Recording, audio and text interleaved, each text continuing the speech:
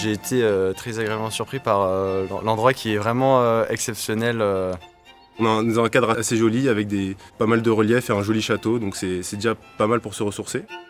Donc là, on est au château de Boutela et c'est le week-end mathématique organisé annuellement par le département de maths de l'ENS de Lyon, qui chaque année invite un chercheur ou une chercheuse en mathématiques à nous raconter ses travaux au fil de plusieurs exposés. Chacune des gaussiennes qui fait intervenir l'incrément entre 0 et 1,5 et l'incrément entre 1,5 et 1. Ça s'adresse aux étudiants et étudiantes de l'ENS de Lyon et aussi aux chercheurs et chercheuses du labo de maths de l'ENS. Rotation dans 45 degrés. C'est vraiment très bien expliqué, les choses qu'on voit, les concepts, c'est vraiment extrêmement différent de nos cours habituels. C'est des manières de réfléchir différentes et tout, donc c'est vraiment super.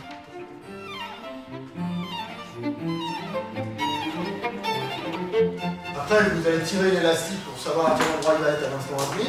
Depuis plusieurs années, on est habitué à un format très particulier de cours. Là, je trouve qu'on fait plus appel à l'intuition, quoi. Oui, on fait plus appel un peu à notre imagination et du coup, je suis un peu content de là pouvoir... j'ai l'impression de redécouvrir en un certain sens les maths, quoi. Je trouve ça hyper enrichissant. On nous dit que 2 B de T, c'est comme un brownien qui va 4 fois plus vite. Mais ça pourrait être aussi un brownien qui va à la même vitesse. Ce week-end, c'est un moment de convivialité où les étudiants viennent à la rencontre de leurs enseignants dans un cadre bien différent de celui habituel de leur salle de cours, de leur partiel, etc. Donc c'est une ambiance très très détendue. Si tu vérifies la moyenne approximative partout, ça veut dire que tu as un analytique partout.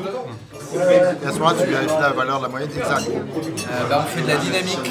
Par exemple, il y a des équations différentielles. On veut montrer aussi que faire des mathématiques, c'est pas seulement apprendre énormément de choses, passer des examens, performer, mais c'est aussi discuter, rencontrer et se laisser porter par le hasard des discussions. Le tas de sable, voilà, il a une chance de gagner de ce côté-là, une chance de gagner de ce côté-là.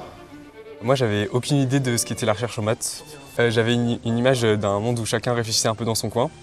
Et en fait, finalement, j'ai l'impression que c'est pas du tout le cas et qu'il y a beaucoup d'échanges en fait, entre mathématiciens, etc. Et du coup là, le fait de pouvoir partager des moments super conviviaux, je trouve ça super intéressant et très enrichissant aussi. Exactement, ouais.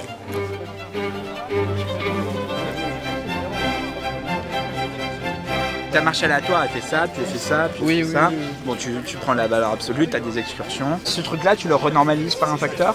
En fait, ça va pas converger parce que ça dépend où tu te trouves en fait. Donc, pour n'importe quel point entre 0 et 1, tu vas repasser dessus une infinité de fois.